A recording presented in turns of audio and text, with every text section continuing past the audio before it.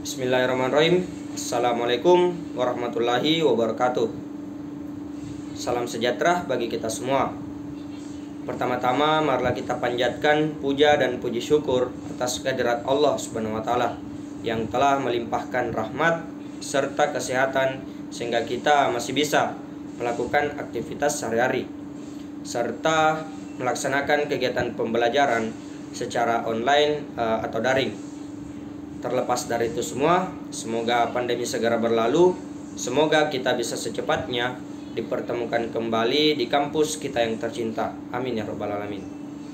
Salawat serta salam tak lupa juga kita kirimkan atas junjungan kita, yakni Nabiullah Muhammad SAW, Nabi yang telah membawa kita dari alam gelap gulita menuju alam terang benderang seperti saat ini.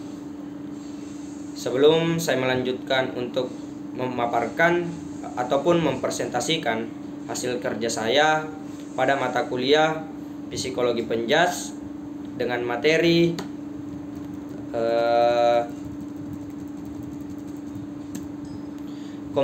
kompetisi dan kerjasama tim dalam olahraga, izinkan saya terlebih dahulu untuk memperkenalkan diri. Nama saya Andi Muhammad Alif Rakasiwi, NIM 1931041122 dari kelas Penjaskes Rekde angkatan 2019, Prodi Pendidikan Jasmani, Kesehatan dan Rekreasi. Adapun yang pertama yang akan saya jelaskan yakni definisi kompetisi. Berikut ini beberapa pendapat definisi dari yang pertama, yaitu Tony Setiabudi dan Hardi Winoto pada tahun 2003 menjelaskan bahwa kompetisi menghendaki persyaratan kemampuan, dan untuk memperoleh kemampuan perlu dilakukan latihan secara teratur dan disiplin. Yang kedua ada dari Cockley pada tahun 1994 yang mendefinisikan kompetisi sebagai sebuah proses sosial yang terjadi ketika penghargaan diberikan kepada orang-orang atas dasar tentang bagaimana penampilan seseorang dibandingkan dengan kinerja orang lain, melakukan tugas yang sama dan berpartisipasi pada acara yang sama, seperti itu. Berdasarkan pendapat di atas, disimpulkan bahwa kompetisi olahraga adalah situasi di mana seseorang bersaing melawan orang lain dalam aktivitas fisik yang terorganisir, seperti itu. Kemudian ada kompetisi sebagai suatu proses. Tahap pertama ada situasi kompetitif yang objektif, di mana situasi kompetitif yang objektif didefinisikan sebagai suatu tuntutan lingkungan terhadap seseorang dalam proses kompetisi. Tuntutan lingkungan ditentukan oleh apa yang harus dilakukan seseorang untuk mendapatkan hasil yang baik, seperti itu. Selanjutnya ada tahap kedua, di mana situasi kompetitif subjektif. Istilah situasi kompetitif subjektif yang digunakan dalam proses kompetitif mengarah pada suatu penilaian kognisi seseorang terhadap situasi-situasi kompetitif yang merupakan suatu proses yang menentukan apakah respon kecemasan sebelum kompetisi akan terjadi atau tidak, seperti itu. Kemudian berikut 3 tipe hasil subjektif yang berbeda dari situasi bersaing, yaitu yang pertama kompetitif. Kompetitif adalah kenikmatan bertanding dan hasrat ingin berjuang dalam meraih keberhasilan dalam suatu olahraga yang ditandingkan. Kedua ada orientasi pada kemenangan.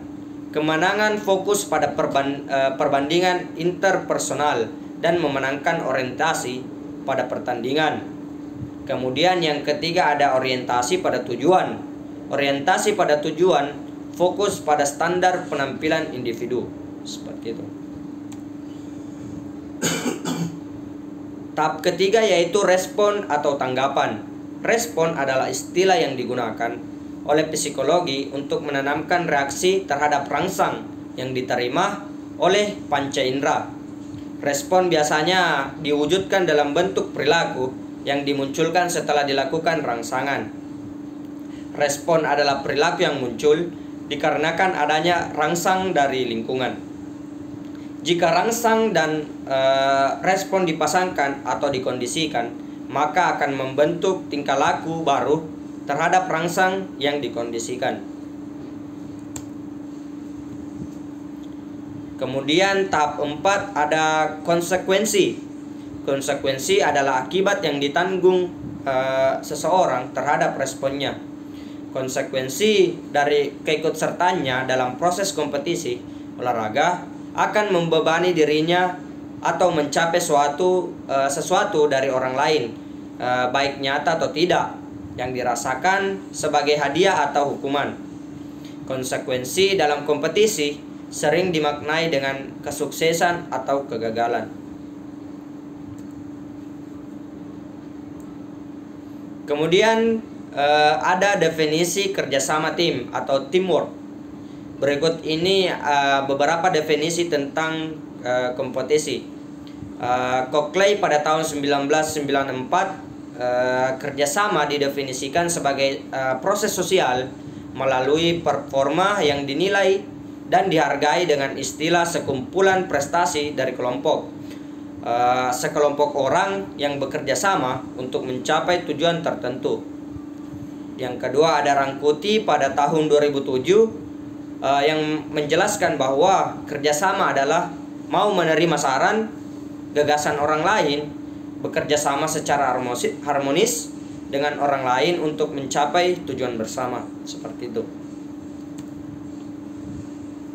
Berdasarkan pendapat di atas, dapat disimpulkan bahwa kerjasama merupakan suatu tindakan yang dilakukan oleh sekelompok orang untuk mencapai tujuan tertentu.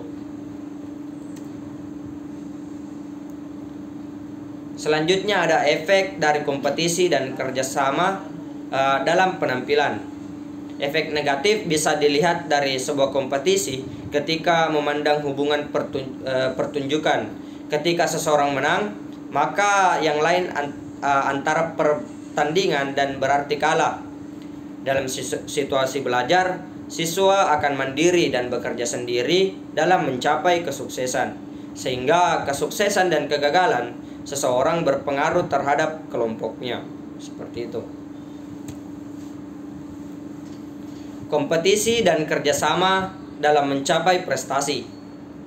Charles Garfield pada tahun 1986 mengidentifikasi 6 sifat yang berhubungan dengan kompetisi dan kerjasama seseorang dalam mencapai prestasi.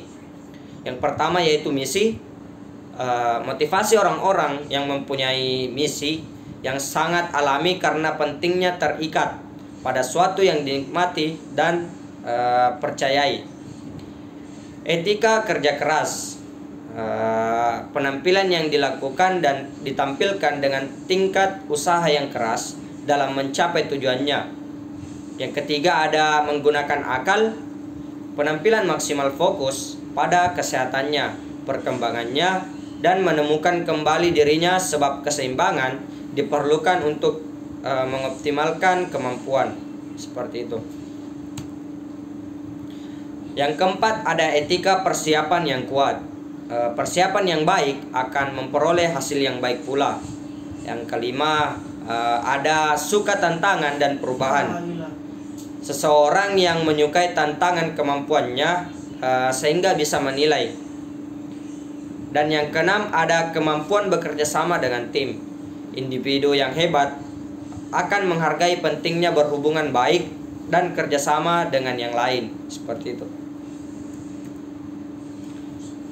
Kemudian ada manfaat kompetisi dan kerjasama dalam olahraga permainan.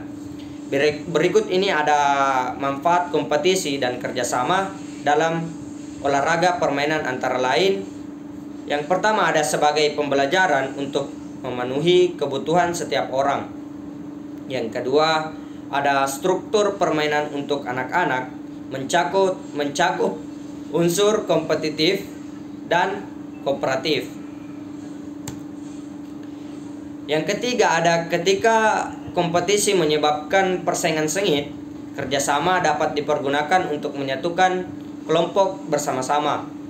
Yang keempat, ada memberikan umpan balik positif dan dorongan untuk siswa dan olahragawan terlepas dari hasil kompetisi. Mungkin cukup sekian yang bisa saya sampaikan. Lebih dan kurangnya mohon dimaafkan. Assalamualaikum warahmatullahi wabarakatuh.